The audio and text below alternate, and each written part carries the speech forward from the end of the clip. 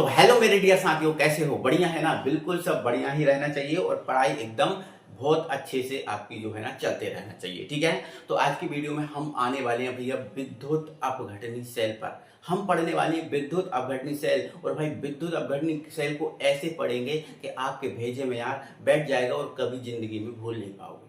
ठीक है ना? ऐसे हम इसको समझेंगे, ऐसे हम पढ़ेंगे। ठीक है ना? चलो, तो विद्युत अपघटनी सेल हम पढ़ेंगे, कोई परेशानी नहीं है। लेकिन उससे पहले थोड़ा एक शब्द है हमारे पास, विद्युत अपघटन। क्या शब्द है बेटा? विद्युत अपघटन। क्या है बेटा? विद्युत अपघटन। ये विद्युत अपघटन क्या है? विद्युत अपघटन क्या है? ठीक है, अभी विद्युत को भूल जाओ, अभी विद्युत को भूल जाओ। क्या है? अभी केवल अपघटन बता दो क्या है। पता है आपको अपघटन के बारे में? क्या जानते हो आप अपघटन क्या होता है?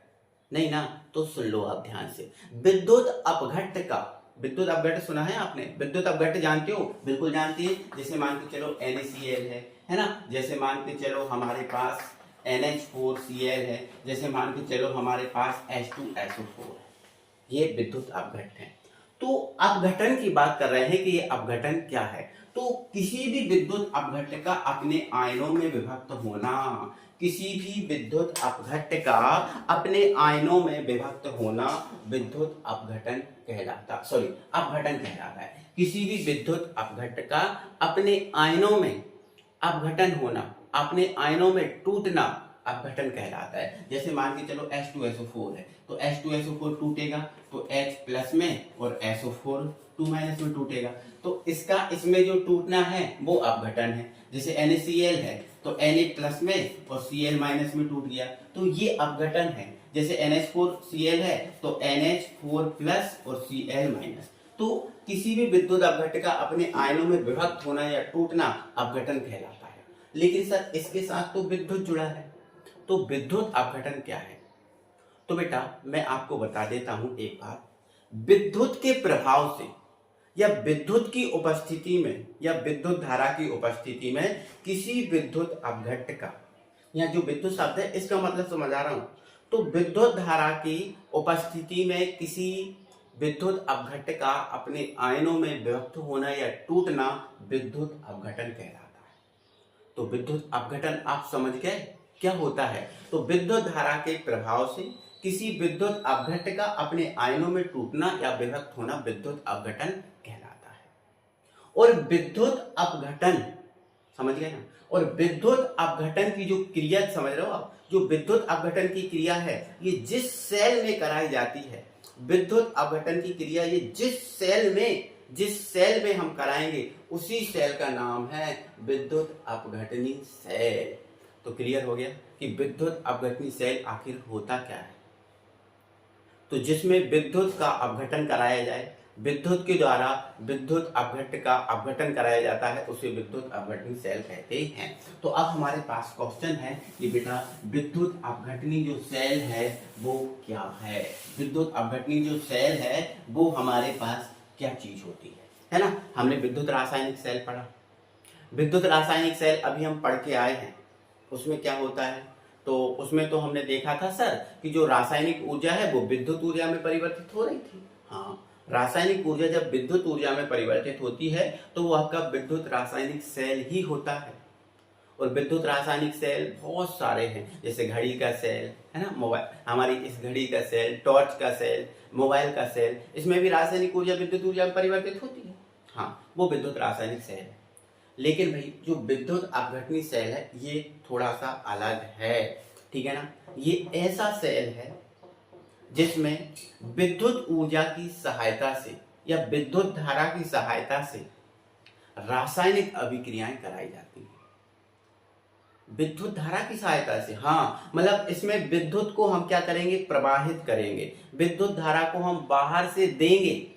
जब हम विद्युत धारा को बाहर से देंगे ना, तब इसके अंदर रासायनिक अभिक्रियाएं होंगी, वरना इसके अंदर कोई रासायनिक अभिक्रिया नहीं होगी। ऐसा है, हाँ बिल्कुल ऐसा ही है। ठीक है ना? तो इतना याद आपको रखना है कि जो विद्युत अपघटनी सेल है इसमें हमें बाहर से ऊर्जा देनी पड़ती है। तो सर इस सेल का हम उपयोग कहाँ करते हैं? जैसे विद्युत रासायनिक सेल है, उसका तो आपने उपयोग बता दिया था, टॉर्च में, इन्वर्टर में, मोबाइल की जो बैटरी है उसमें, है ना, जो एवर रेडी जो सेल आता है उसमें, वहां करते हैं। लेकिन इसका उपयोग कहाँ करते हैं? भाई टेंशन क्यों ले रहे हो, मैं आपको बताऊंगा इस सेल का उपयोग क्या है हमारा, है ना। पहले अच्छे से जान लो, समझ लो, फिर आप इसका उपयोग समझना, ठीक है ना। तो आप अभी इतना समझ गए कि विद्युत अपघटनी सेल क्या है, जिसमें विद्युत धारा की सहायता से रासायनिक अभिक्रियाएं कराई जाती हैं, उसको हम विद्युत अपघटनी सेल कहते हैं। ठीक है सर, ये समझ गए। अब ये पहले ये जानो कि ये वाला जो सेल है वो बनता कैसे है, क्या होता है, कैसा दिखता है, ये भी तो आप समझो, है ना, ये भी तो आप समझो। तो ध्यान से सुनो बेटा, ये जो सेल होता है, इस सेल में यहां बनाता हूं, ठीक है, ये जो सेल होता है ना, इस सेल में बेटा एक विद्युत रोधी पात्र होता है, ठीक है। ये इस सेल जो है ना, इस सेल में एक विद्युत रोधी पात्र होता है, ठीक है ना। मैं थोड़ा बना देता हूं अच्छे से पहले, ठीक है। तो ये जो सेल है इसमें एक विद्युत रोधी पात्र होता है, इस टाइप का, थोड़ा सा अच्छा ना बना होगा बट ठीक है ना। एक विद्युत रोधी पात्र होता है, ये विद्युत रोधी पात्र है। विद्युत, ये क्या है? विद्युत विद्युत रोधी पात्र है। अब विद्युत रोधी पात्र का मतलब क्या होता है सर? तो विद्युत रोधी पात्र का मतलब बेटा इतना होता है कि जिसमें धारा का प्रवाह ना होता, ठीक है। तो ये विद्युत रोधी पात्र मतलब इसमें आप छुओगे तो करंट नहीं लगेगा, धारा का प्रवाह नहीं करेगा, विद्युत रोधी पात्र होता है, ठीक है ना। इसमें मतलब दो इलेक्ट्रोड डले रहते हैं। अब ये किसी भी धातु के हो सकते हैं, है ना, या फिर आपके ग्रेफाइट के हो सकते हैं, ठीक है ना। तो ध्यान रखना, ये जो इलेक्ट्रोड है वो किसी धातु के हो सकते हैं या फिर जो है ना किसके हो सकते हैं, ग्रेफाइट के हो सकते हैं, ठीक है। तो इसमें दो इलेक्ट्रोड डूबे रहते हैं। भाई सेल है तो सेल में तो दो इलेक्ट्रोड होते ही होते हैं, तो इसमें भी दो इलेक्ट्रोड होते हैं, ठीक है, ये इलेक्ट्रोड होते हैं, है ना। और इन दोनों इलेक्ट्रोडों को बाहर से हम किसी बैटरी से या सेल से जोड़ देते हैं। बाहर से किसी बैटरी से या सेल से हम क्या करते हैं, इनको जोड़ देते हैं, ठीक है ना। ये हमने जोड़ दिया, ठीक है। तो आपको पता है बैटरी जो है ना ऐसी बनती है, और इसमें जो बड़ा सिरा होता है वो पॉजिटिव होता है और जो छोटा सिरा होता है वो नेगेटिव होता है। तो बड़ा सिरा इससे जुड़ा मतलब ये पॉजिटिव होगा, है ना। और बेटा एक और बात याद रखना यहाँ पर कि जो विद्युत अपघटनी सेल है इसमें जो एनोड होता है वो पॉजिटिव होता है। ओ, हमने विद्युत रासायनिक सेल पढ़ा था, उसमें एनोड से नेगेटिव था, हाँ था, लेकिन इसमें जो एनोड है पॉजिटिव है। बैटरी का धनात्मक सिरा जिससे जुड़ा वो प्लस है और बैटरी का ऋणात्मक सिरा जिससे जुड़ा वो माइनस है, मतलब ये कैथोड का काम करेगा। और कैथोड होता है इसमें नेगेटिव, मतलब ये पॉजिटिव होगा ये नेगेटिव होगा, बिल्कुल होगा, ये सही बात है, बिल्कुल ये सही बात है, ठीक है ना। चलो, तो ये किसकी छड़ है बेटा? ग्रेफाइट की छड़ है, ठीक है ना, ग्रेफाइट, ठीक है। तो यहाँ पर आप लिख देना ग्रेफाइट की छड़, ग्रेफाइट की छड़ ये भी है और ये भी आपकी ग्रेफाइट की छड़ है, ठीक है ना। चल आगे हम क्या करते हैं सर, है ना। तो बाह्य स्रोत है, ये जो बैटरी है, ये जो बैटरी है या जो सेल है ये बाह्य स्रोत है, ठीक है ना। कौन सा स्रोत है? बाह्य स्रोत, क्योंकि ये जो सेल है इसमें बाह्य स्रोत की सहायता से ही हम क्या करते हैं, विद्युत अपघटन कराते हैं, विद्युत अपघटन का अपघटन कराते हैं, ठीक है ना। चलो, अब इसके अंदर बेटा एक विद्युत अपघट्ट भरा है, मतलब इसके अंदर हम क्या कर देंगे, कोई विद्युत अपघट्ट भर देंगे, ठीक है। तो यहाँ पर इसको अच्छे से ड्रॉ कर लेते हैं, ठीक है ना। तो इसमें हमने क्या किया बेटा, गलित, ठीक है, गलित NaCl भर दिया।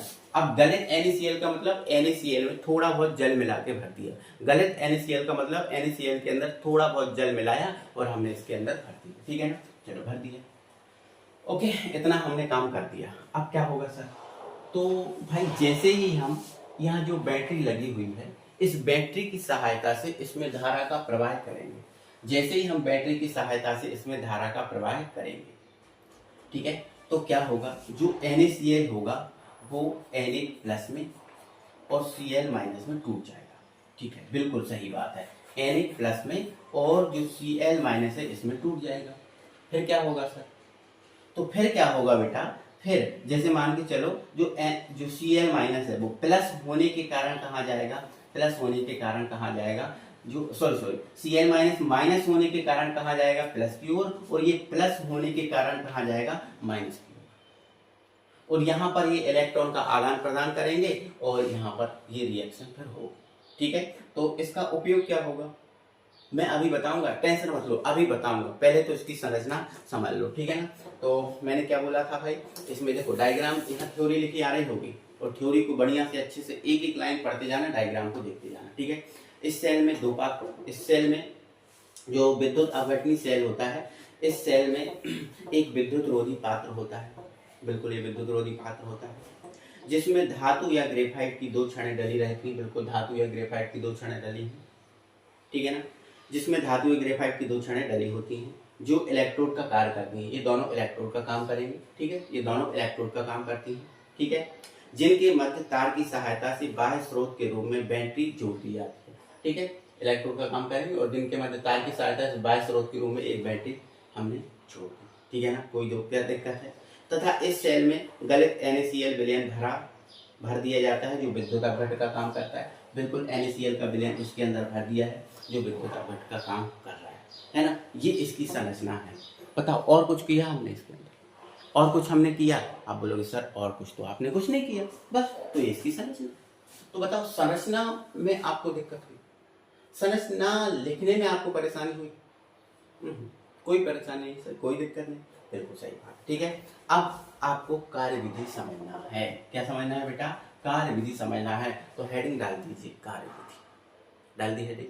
अब यहाँ ध्यान से सुनो कार्यविधि को। देखो तो जब सेल में धारा का प्रवाह किया जाता है, ठीक है, लिख लेना, जब सेल कार्य करना प्रारंभ करता है, ऐसा भी लिख सकते हैं। जब सेल कार्य करना प्रारंभ करता है तब जो गलित NaCl है, जब सेल कार्य करना प्रारंभ करेगा ना, तो जो गलित NaCl दिख रहा है ना, ये NaCl, जो NaCl दिख रहा है, NaCl अपने आयनों मतलब धनायन और ऋणायन में टूट जाएगा, धनायन और ऋणायनों में टूट जाएगा, धनायन और ऋणायन में विभक्त हो जाएगा। और कैसे होगा? ऐसे देखो NaCl है ना, जैसे इसमें धारा का प्रवाह होगा तो Na प्लस में और Cl माइनस में विभक्त हो जाएगा। बिल्कुल है ना, बिल्कुल NaCl हो गया, Na प्लस में Cl माइनस में, क्योंकि विद्युत धारा के प्रभाव से हमने इसका अपघटन किया है ना, तो ये हो गया। अब आगे क्या होगा? तो अब क्या होगा बेटा, जो Cl माइनस दिख रहा है ना आपको, ये Cl माइनस, अब Cl माइनस जो दिख रहा है, ये ऋणावेशित होने के कारण, ऋणावेशित होने के कारण एनोड की ओर जाता है और एनोड को इलेक्ट्रॉन देकर, ये जो है ना, जो Cl माइनस दिख रहा है, ये एनोड की ओर जाएगा। कहाँ जाएगा? एनोड की ओर। और जो एनोड है मतलब ये एनोड की ओर जाएगा, मतलब ये यहाँ जाएगा। और एनोड देखो इसके पास एक्स्ट्रा इलेक्ट्रॉन दिख रहा है, दिख रहा है कि नहीं एक्स्ट्रा इलेक्ट्रॉन? हाँ, तो ये एनोड की ओर जाएगा और एनोड को अपना इलेक्ट्रॉन दे देगा कि लो भाई, ये अपना जो इलेक्ट्रॉन था एक्स्ट्रा वो हम आपको देते हैं और हमारे साथ दोस्ती कर लो। ठीक है, ये एनोड को इलेक्ट्रॉन दे देगा और एनोड को इलेक्ट्रॉन देकर Cl2 में बदल जाएगा। किस में बदल जाएगा? Cl2 में बदल जाएगा। ठीक है ना, तो इसकी रिएक्शन क्या हो जाएगी? देखो यार, ये जो Cl माइनस ये कहाँ गया? एनोड पर। ठीक है, और एनोड पर गया, लेकिन सर एनोड पर तो ऑक्सीकरण होता है। हाँ भाई, एनोड प्लस हो या माइनस हो उससे कोई फर्क नहीं पड़ता, एनोड पर होगा तो ऑक्सीकरण ही होगा। ठीक है, चलो, तो एनोड की ओर गया और एनोड पर जाके ये इलेक्ट्रॉन क्या करेगा? उसको दे देगा और इलेक्ट्रॉन देकर क्या बदल जाएगा? Cl में। लेकिन अकेला Cl सर तो होता ही नहीं है। ये बात आप पकड़ने वाली है, अकेला Cl कभी नहीं होता, इसलिए इसको बैलेंस करने के लिए यहाँ 2 Cl लेने पड़ेंगे। तो ये 2 इलेक्ट्रॉन दान करेगा और ये Cl2 में बदल जाएगा, है ना, Cl2 में बदल जाएगा। तो यहाँ से जो आपका एनोड है, यहाँ Cl2 गैस बन गई और ये Cl2 गैस यहाँ से कोई एक प्रवेश द्वार, सॉरी बाहर निष्कासित द्वार होता है, वहां से बाहर निकल जाती है। जो Cl है यहाँ से बाहर निकल जाती है ना। इतना क्लियर हो गया? कोई परेशानी है? नहीं ना। तो ये आपकी जो क्रिया हुई है वो एनोड की रिएक्शन है। वो किसकी रिएक्शन है बेटा? एनोड की है ना। तो यहाँ पर एनोड लिख देना कि एनोड पर ये रिएक्शन है, एनोड पर ये रिएक्शन हुई, ये आप लिख देना। ठीक है ना, तो ये तो एनोड वाली रिएक्शन है। सर कैथोड पर क्या होगा? कैथोड पर भाई सिंपल है, कैथोड पर भी क्या हो जाएगा? देखो Na जो प्लस है, Na प्लस है, है ना। धनात्मक होने के कारण कहाँ जाएगा, तो धनात्मक होने के कारण कैथोड पर जाएगा। कैथोड पर जाएगा, बिल्कुल सर, कैथोड पर जाएगा। और कैथोड पर जाकर कैथोड से इलेक्ट्रॉन लेगा। ये कैथोड को इलेक्ट्रॉन देगा नहीं, इसको जरूरत है ना इलेक्ट्रॉन की, तो कैथोड से क्या करेगा, इलेक्ट्रॉन लेगा। और कैथोड से बेटा इलेक्ट्रॉन लेकर, कैथोड से ये इलेक्ट्रॉन लेकर कैथोड के ऊपर ही जमा हो जाएगा। मतलब ये जो यहाँ पर इलेक्ट्रॉन लेकर इसके ऊपर यही जमा हो जाएगा। तो इसकी रिएक्शन देखो, थ्योरी तो यहाँ दिख रही होगी, तो कैथोड रिएक्शन में यहाँ पे, ठीक है। तो कैथोड पर तो Na जो प्लस था वो कहाँ गया, कैथोड पर गया, और कैथोड से इलेक्ट्रॉन लेगा और लेकर कायन बन जाएगा Na, और Na जो है ना यहीं जमा हो जाएगा, मतलब इसकी परत यहीं पर बैठ जाएगी, यहीं पर इसकी परत जमा हो जाएगी, समझ गया। तो ये पूरा आपका सेल हुआ, और जो आपका क्या है, विद्युत अपघटनी सेल। तो बस हमने तो सिर्फ इसमें कोई ज़्यादा विशेष नहीं सीखा सर, हमने सिर्फ इसमें ये सीखा है कि विद्युत धारा के प्रभाव से, है ना, विद्युत अपघट का अपघटन होता है, फिर वो एनोड कैथोड की ओर जाता है ना। यहाँ पर जो Cl2 बनती है वो बाहर निकल जाती है, यहाँ पर जो है ना जो सोडियम है वो जमा हो जाता है। ये आपने पढ़ा, ये आपने सीखा। तो सर इसका उपयोग कहाँ होगा, इसका कोई उपयोग है? हाँ उपयोग है। तो देखो सुनो अच्छे से और ध्यान से समझो। पहला उपयोग, अब आप अपनी कॉपी में हेडिंग डालोगे क्या, विद्युत अपघटन या विद्युत अपघटनी सेल का उपयोग या उपयोग, ठीक है ना। तो भाई पहला तो विद्युत अपघटनी जो सेल का उपयोग है वो विद्युत लेपन में होता है। अब सर ये विद्युत लेपन क्या होता है, तो देखो भाई किसी पदार्थ पर धातु की परत चढ़ाना, किसी पदार्थ पर धातु की परत चढ़ाना विद्युत लेपन कहलाता है। किसी एक पदार्थ पर धातु की परत को चढ़ाना विद्युत लेपन कहलाता है। ये बात क्लियर हो गई। अब यहाँ पर ध्यान सुनो, ये हमारे पास ये एक पदार्थ है, ग्रेफाइट का पदार्थ था। यहाँ पर देखो सोडियम यहाँ गया था और सोडियम ने इससे इलेक्ट्रॉन लेकर Na में बदल गया था। देखो यहाँ सोडियम गया और उससे इलेक्ट्रॉन लेकर Na में बदल गया, और जो सोडियम है Na में बदल गया और यहीं पर आकर चिपक गया, जब यहीं पर आकर चिपक गया मतलब एक पदार्थ पर तो दूसरे पदार्थ की जो परत है वो चढ़ गई। एक पदार्थ पे दूसरे पदार्थ की परत जो है ना वो चढ़ गई। अब एक पदार्थ पर दूसरे पदार्थ की परत चढ़ाना ही क्या कहलाता है, विद्युत लेपन कहलाता है। तो विद्युत लेपन में हो गया, ठीक है। H2O के विद्युत अपघटन से H2O2 के निर्माण है, बिल्कुल, है ना। यहाँ से हम जल का जो विद्युत अपघटन भी कर सकते हैं, मतलब किसी भी विद्युत अपघटन का, किसी भी पदार्थ का हम यहाँ पर अपघटन कर सकते हैं इस सेल में।